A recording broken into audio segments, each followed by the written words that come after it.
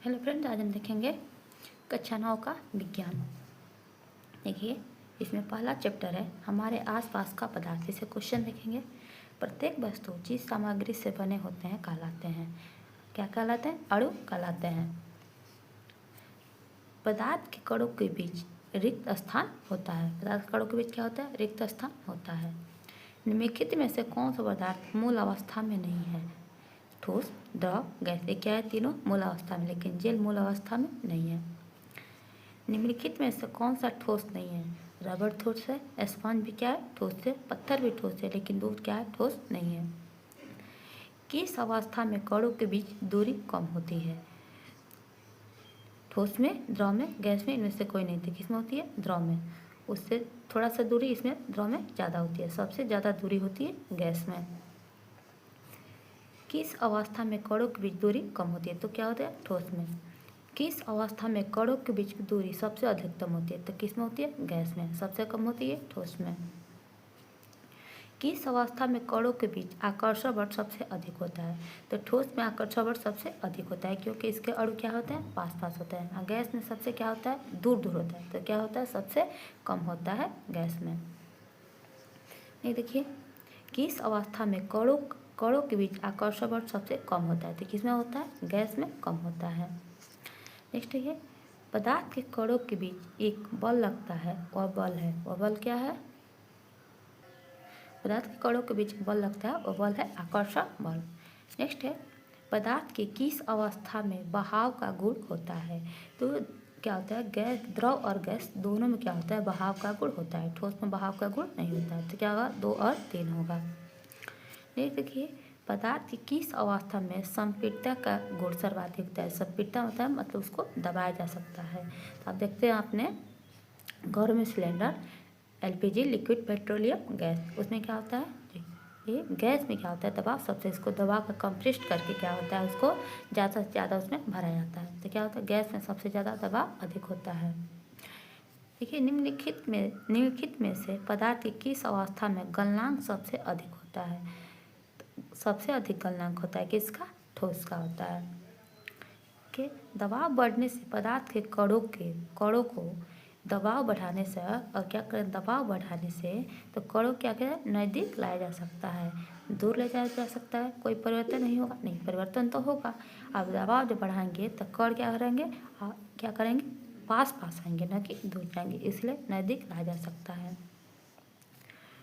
ठोस में द्रव बदलने की प्रक्रिया कहलाती है। ठोस से द्रव जब बदलता है उसे क्या कहते हैं? गलन कहते हैं। और द्रव से ठोस होगा तो क्या होगा? जमना होगा। ऊर्ध्वपातन में क्या होगा? द्रव से क्या होगा? क्या ठोस से क्या सीधा गैस में होगा तो क्या होगा? ऊर्ध्वपातन होगा। वाष्पीकरण क्या होगा? द्रव से गैस में। नहीं, देखिए, द्रव से गैस में बदलने की प्रक्रिया कहलाती है। द्रव से गैस में बदलने की प्रक्रिया क्या करती है? वाष्पीकरण कहलाती है। गैस से द्रव में, गैस से सीधे क्या होगा? द्रव में बदलने की प्रक्रिया क्या होती है? संघनन कहलाती है। ठोस अवस्था से सीधे गैस अवस्था में बदलने की प्रक्रिया कहते हैं ऊर्ध्वपातन। इसका आप लोग एक दो एग्जाम्पल रखिए। या जैसे क्या हो गया? ठोस कार्बन डाइऑक्साइड, कपूर हो गया, और अमोनियम क्लोराइड हो गया। ये क्या हो गया? ये ठोस से सीधे क्या होता है? गैस में परिवर्तन होता है। नहीं, देखिए, 573 केल्विन का समतुल्य तापमान सेल्सियस में क्या होगा? तो क्या करेंगे आप? इसमें क्या करेंगे? 573 में 273 क्या करेंगे? माइनस करेंगे। तो क्या होगा? 0 0 यहाँ पे 3, तो ये 300 डिग्री सेल्सियस हो जाएगा। नहीं, देखिए, 200 डिग्री सेल्सियस पर जल की भौतिक अवस्था होगी। तो 200 डिग्री सेल्सियस पर क्या होगी? गैस अवस्था में होगी। तो देखिए, निम्नलिखित में से कौन सा पदार्थ ऊर्ध्वपातन प्रक्रिया का उदाहरण है? तो अभी आप लोग बताए हैं पानी, दूध, शुष्क बर्फ, इनमें से कोई नहीं। तो क्या होगा? शुष्क बर्फ, जिसे ठोस कार्बन डाइऑक्साइड बोलते हैं। नेक्स्ट, निम्नलिखित में से किन कणों के बीच सबसे कम आकर्षण बल होता है? तो सबसे ज़्यादा होता है ठोस में, सबसे कम होता है गैस में। नहीं, देखिए, किसी ठोस का सीधे गैस अवस्था में बदलना क्या कहलाता है? ऊर्ध्वपातन कहलाता है। ये निम्नलिखित में से ऊर्ध्वपातन पदार्थ कौन कौन से हैं? तो बताएं आपको, अमोनियम क्लोराइड, नेप्थलीन, ये क्या है, दोनों क्या है, ऊर्ध्वपातन पदार्थ है। नेप्थलीन बोलते हैं, जो क्या होता है, सफ़ेद या पिंक कलर का होता है, उसे बोलते हैं हम लोग फिनाइल का गोली भी बोलते हैं, और क्या होता है, नेप्थलीन होता है। नहीं, देखिए, निम्नलिखित में से किसी गैस को द्रवित करने के लिए क्या चाहिए, तो किसी गैस को द्रवित करने के लिए क्या चाहिए, निम्न ताप चाहिए और उच्च दाब चाहिए। निम्न ताप रहेगा और उच्च दाब होगा तो क्या होगा, गैस क्या होगा, द्रवित हो जाएगा। नेक्स्ट है वाष्पीकरण। वह प्रक्रम है जिसमें जल वाष्प में बदलता है अपने क्वथनांक से कम ताप पर। Thank you. वीडियो पसंद आए वीडियो को लाइक करें, शेयर करें। सीखिए, निम्नलिखित में से कौन सा रूप शुष्क बर्फ है, बिना पानी वाला बर्फ, ठोस कार्बन डाइऑक्साइड, ठोस कार्बन मोनोऑक्साइड, इनमें से कोई नहीं। तो ठोस कार्बन डाइऑक्साइड क्या है, शुष्क बर्फ है।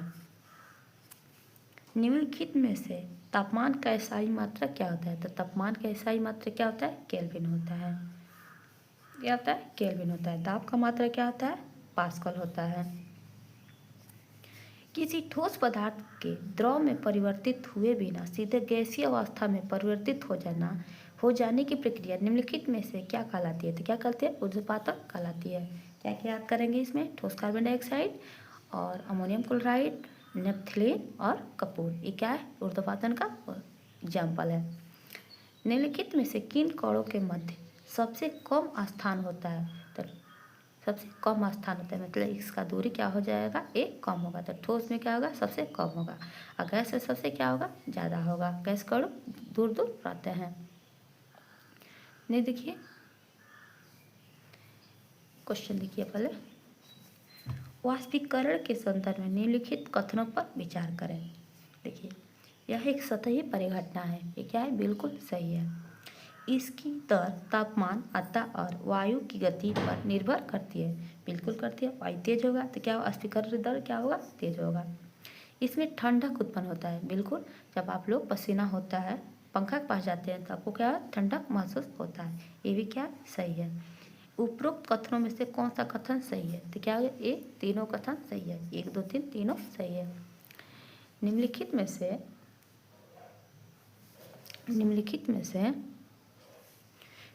में से किसे तरल पदार्थ कहा जाता है, तो पीछे में पढ़े हैं क्वेश्चन, द्रव और गैस को क्या होता है, तरल पदार्थ कहा जाता है।